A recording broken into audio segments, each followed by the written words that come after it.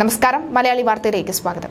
ഗസയിൽ ഹമാസ് പിടികൂടിയ ബന്ദികളെ താമസിപ്പിച്ച തുരങ്കത്തിന്റെ പുതിയ ചിത്രങ്ങൾ പുറത്തുവിട്ട ഇസ്രായേൽ സൈന്യം. ഖാൻ യൂനൂസിലെ ഹമാസ് കമാൻഡറുടെ വീടിന് താഴെയുള്ള വിശാലമായ തുരങ്ക ശൃംഖല സൈനികർ കണ്ടെത്തിയതായാണ് IDF വക്താവ് ഡാനിയൽ ഹഗാരി പറയുന്നത്.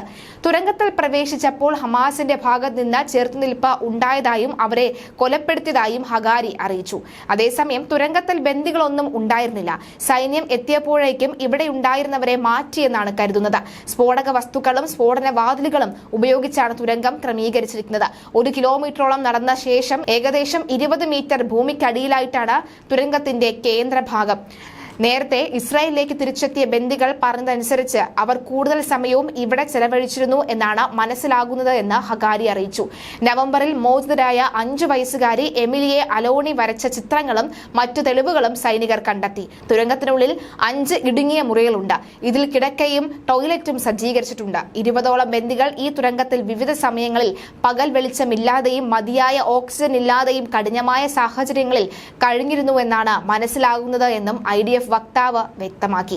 ബന്ദികളെ മോചിപ്പിക്കാൻ സൈന്യം പരമാവധി ശ്രമിക്കുന്നുണ്ട്.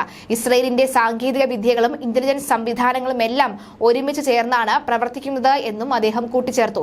ഈ മാസം ഇത് 2ാം തവണയാണ് ഹമാസിന്റെ തുരങ്കം കണ്ടെത്തിയതായി സൈന്യം പറയുന്നത്. ജനുവരി 10-ന് ഖാൻ യൂനൂസിലെ മറ്റൊരു തുരങ്കത്തിന്റെ വിവരങ്ങൾ പുറത്തുവിട്ടിരുന്നു.